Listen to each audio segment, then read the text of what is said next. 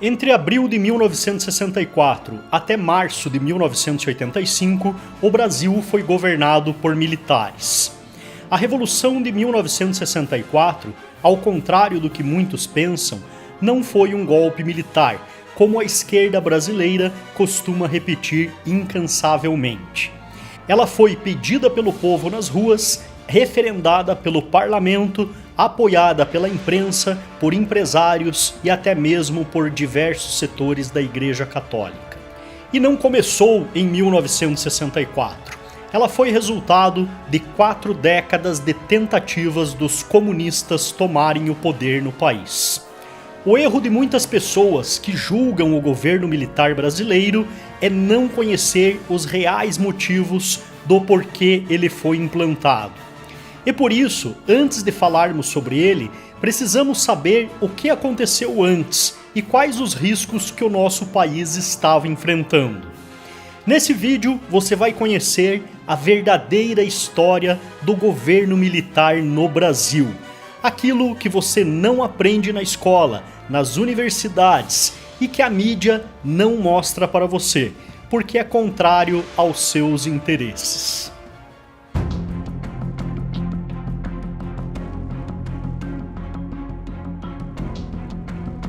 Após a Revolução Russa de 1917, Vladimir Lenin começa a colocar em prática sua política de expansão mundial do comunismo e inicia com a implantação de partidos comunistas nos moldes do soviético em todo o mundo. Entre suas ações está a infiltração de agentes em organizações militares para ações de propaganda e agitação. Nesse contexto, em 25 de março de 1922, nasce o Partido Comunista Brasileiro, o PCB. O partido seguia ordens diretas de Moscou e era financiado por eles. Sua missão era a implantação do modelo comunista no país, mas para isso precisavam antes preparar o terreno. Em 1927, começaram a colocar suas ordens em prática, criando uma frente operária e um movimento campesino que acabaria dando origem ao Movimento Sem Terra. Também um movimento de infiltração nos quartéis. Foi dessa forma que, em março de 1931, Luiz Carlos Prestes, capitão do Exército, influenciado pelo PCB, aderiu ao movimento comunista. Em abril de 1935, o capitão Prestes foi incumbido pela Internacional Comunista a promover um levante armado no Brasil. O objetivo era derrubar o presidente Getúlio Vargas e tomar o poder. Na época, as opções não eram boas. De um lado estavam comunistas e socialistas, do outro, fascistas, integralistas e nazistas. E no meio, a população conservadora que não queria nenhum dos modelos de governo, ambos ditatoriais. Liderados pela Aliança Nacional Libertadora, uma organização socialista que usava como justificativa a luta contra o fascismo e o nazismo para tomar o poder, militares que faziam parte do movimento comunista iniciaram uma rebelião no dia 23 de novembro de 1935. Participaram quartéis de todo o país, mas devido à falta de organização do movimento e falta de apoio popular, foram derrotados pelo exército, que evitou assim a primeira tentativa de golpe de Estado comunista no Brasil. Luiz Carlos Prestes foi preso, perdeu a patente de capitão e foi expulso do exército. Com o início da Segunda Guerra Mundial, a Rússia foi invadida pelos nazistas, o que obrigou o governo comunista a se aliar com países ocidentais democráticos. Seguindo orientações do ditador Joseph Stalin, o PCB passa a apoiar o ditador integralista Getúlio Vargas. Ideologicamente, não fazia nenhum sentido, mas na luta pelo poder as coisas nem sempre precisam fazer sentido. Apenas após o término da Segunda Guerra Mundial, tudo voltou a ser como antes. O governo do Brasil agora estava nas mãos do militar Eurico Gaspar Dutra, e a União Soviética passou a ser liderada pelo primeiro-ministro e secretário-geral do Partido Comunista, Nikita Khrushchev. O objetivo dos comunistas de desestabilizar os governos democráticos em todo o mundo voltou a ser colocado em prática. E dessa forma, o PCB tornou a promover agitações e uma política conspirativa para desestabilizar o governo Dutra. Uma das estratégias usadas pelos comunistas era a infiltração em universidades, em movimentos estudantis e o recrutamento de professores e intelectuais, formando assim um pensamento de que o comunismo era a estrada para a justiça social e tornando a doutrina marxista como algo revolucionário e romântico aos olhos de muitas pessoas. Moscou financiava jornalistas e intelectuais na Europa e nas Américas desde os anos 30, com o objetivo de difundir as ideias da utopia comunista, fazer uma falsa propaganda das maravilhas realizadas em seu país e criar uma visão de mundo perfeito. Enquanto isso, milhões de soviéticos morriam de fome ou eram executados a mando do Partido Comunista. Dessa forma, ser um comunista agora era sinônimo de intelectualidade e superioridade moral. Ser um rebelde que lutava por justiça social e contra o sistema opressor dos conservadores. Mas, na verdade, não passavam de marionetes nas mãos do governo soviético, servindo sempre para seus próprios propósitos de domínio global. Porém, apesar dos esforços, a chegada ao poder de forma democrática não estava funcionando, já que a maioria da população não queria os comunistas no poder. Em nosso continente, com a vitória de Fidel Castro e Che Guevara na Revolução Cubana, o Partido Comunista Brasileiro começou a defender a ideia de que a Revolução Armada era a única solução progressista para os problemas brasileiros. O Brasil era considerado pela União Soviética como um território estratégico, já que além de sua riqueza e dimensões continentais, fazia fronteira com quase todos os países da América Latina e ficava muito próximo dos Estados Unidos, seu principal rival. Se o Brasil fosse dominado, a vitória no restante da América seria praticamente garantida.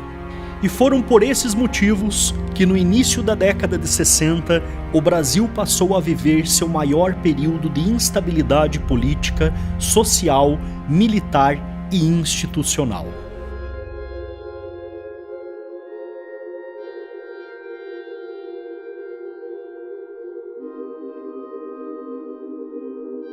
Em 1961, Luiz Carlos Prestes se encontrou em Moscou com Nikita Khrushchev para planejar a Revolução Agrária no Brasil. Nesse mesmo ano, o Partido Comunista Brasileiro enviou a Cuba dezenas de brasileiros para o treinamento político e militar e para a preparação para ações de guerrilhas rurais e urbanas. Em 1962, o Partido Comunista Chinês também recebeu na Academia Militar de Pequim grupos de brasileiros para treinamento de guerrilha com o objetivo de iniciar um movimento guerrilheiro na região do Araguaia. Ao mesmo tempo, no nordeste do Brasil, Francisco Julião formava as chamadas Ligas Camponesas, com militantes formados em Cuba.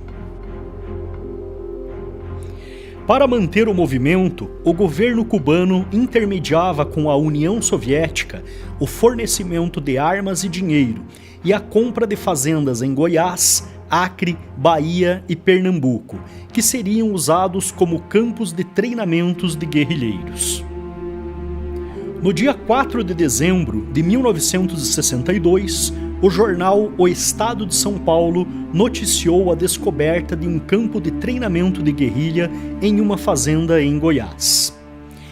Entre 1961 a 1964, o presidente era João Goulart, político filiado ao partido de esquerda PTB, fundado em 1945 e extinto pelo governo militar em 1965. Jango, como era conhecido, mantinha no início do seu governo uma política pendular, sempre parecendo não ter um posicionamento entre a esquerda e a direita. Mas em 1963, sabendo que o país estava prestes a passar por uma revolução comunista, passou a promover ações que preparavam o terreno para o golpe.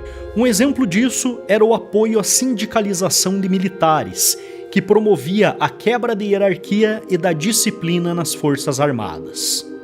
Em 4 de outubro de 1963, Jango solicitou o estado de sítio ao Congresso Nacional, mas a manobra não foi aceita pelos congressistas. O estado de sítio é uma situação oposta ao Estado democrático de direito. Caracteriza-se pela suspensão de direitos e garantias constitucionais e concentração de poderes que, durante sua vigência, permite ao presidente tomar decisões autoritárias sem contestação. Essa foi mais uma tentativa de impor um golpe para a implantação do governo comunista. Mesmo não conseguindo o que queria, Jango começou a implementar ações que viabilizariam um projeto totalitário de esquerda no Brasil. Orientado por seu cunhado Leonel Brizola, começou a pregar reformas de base e a implantação de uma república sindicalista.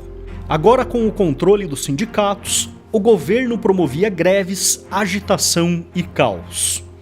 Assim, o país passou a viver uma grande instabilidade, estagnação econômica e inflação descontrolada, gerando revolta da população conservadora, de empresários e de grande parte dos políticos.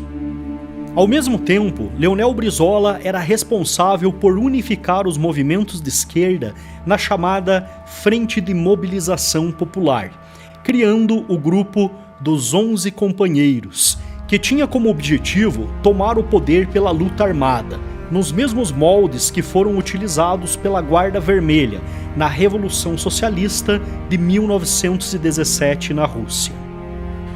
No dia 13 de março de 1964, João Goulart, Miguel Arraes e Leonel Brizola dividiam o palanque em um comício realizado na Praça Central do Brasil, no Rio de Janeiro.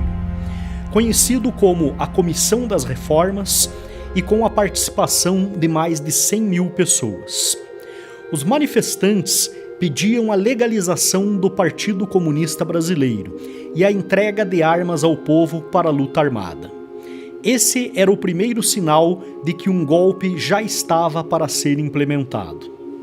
Nessa ocasião, Jango também assinou em praça pública decretos de desapropriação e estatização das refinarias de petróleo privadas e autorizou a expropriação de terras particulares, o que pode ter sido também o estopim para a intervenção militar. Trabalhadores do campo já poderão então ver concretizada, embora em parte, a sua mais sentida e justa reivindicação, aquela que dará um pedaço de terra própria para ele trabalhar, um pedaço de terra para ele cultivar. Aí então, o trabalhador e a sua família sofrida, irá trabalhar para ele, porque até aqui ele trabalha para os donos da terra que ele aluga, ou para os donos da terra que ele entrega sua produção. Porém, o que os comunistas não esperavam é que a população saísse às ruas em oposição a esse movimento. No dia 19 de março de 1964, mais de 800 mil pessoas se reuniram na Marcha da Família com Deus pela Liberdade, demonstrando o descontentamento de grande parte da população com os rumos que tomavam a política nacional.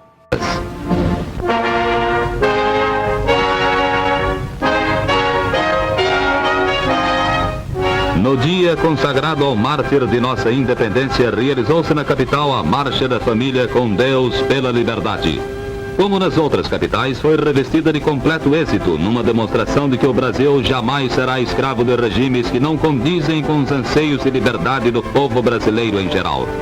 pessoas de todas as classes sociais, irmanadas pelo mesmo ardor cívico, reuniram-se em diversos bairros, percorrendo as ruas da capital até a Praça Justo Chermont, ponto final da grande concentração cívica. Milhares e milhares de pessoas vieram para as ruas para participar ativamente da grande manifestação pública de repúdio àqueles que queriam inverter a ordem e a disciplina das coisas tão intimamente ligadas à família brasileira. No dia 20 de março, apoiados por Brizola e pela CGT, a Associação dos Marinheiros e Fuzileiros Navais do Brasil declarou um motim, dando início a uma série de outras rebeliões nas Forças Armadas. Em Niterói, foi realizado na sede do Sindicato dos Operários Navais um congresso continental em solidariedade a Cuba, com a participação de delegações de partidos comunistas latino-americanos. Nessa ocasião, Luiz Carlos Prestes manifestou abertamente sua intenção de transformar o Brasil na primeira nação da América do Sul a seguir o modelo de Cuba, se tornando uma nação comunista. Em 29 de março de 1964, João Goulart compareceu à sede do Automóvel Clube para uma homenagem da Associação dos Sargentos da Polícia Militar.